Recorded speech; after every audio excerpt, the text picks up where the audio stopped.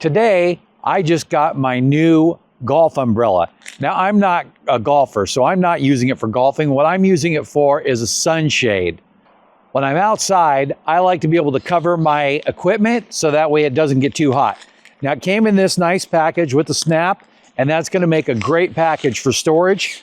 Also, it has this outer cover with a strap, and this strap does have an adjustment here, but basically, if you're carrying a bunch of stuff, you can just throw it over your shoulder like that. Let's go ahead and get rid of that. Then the umbrella itself has two Velcro straps here and here. Because it's vented, the secondary one up at the top is needed to hold that part down. Otherwise, it would just float freely. So we'll go ahead and open those.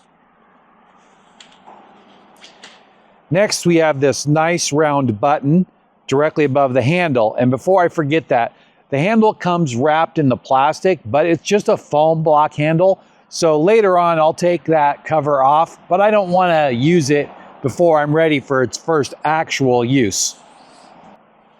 So then we'll take the umbrella and we'll push down on the button. And just like that, now I've went from being in the hot sunshine to being cool and well covered.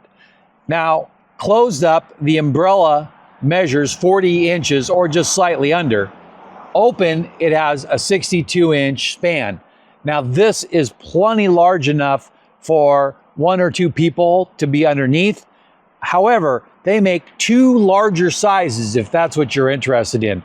This is plenty big enough for me, and I don't need the hassle of a much larger umbrella. But check this out. Also to note is that on the inside here, and I'll try to pop a picture up here, there's no locking mechanism. There's just a spring and then a double support mechanism there. So it just forces up and you don't have to push the lock down. I remember when I was a kid using those umbrellas, we had to push our thumb down until it hurt and then the lock would come loose and then we could close the umbrella just like that.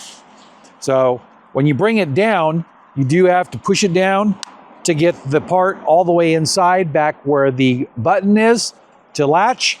And then I like to take the umbrella and simply roll it from the top and put the top strap back on just like that.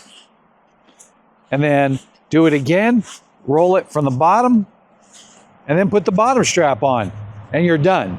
Of course, you want to make sure that your umbrella is dry if you're using it out in the rain before you store it because we all know how that gets.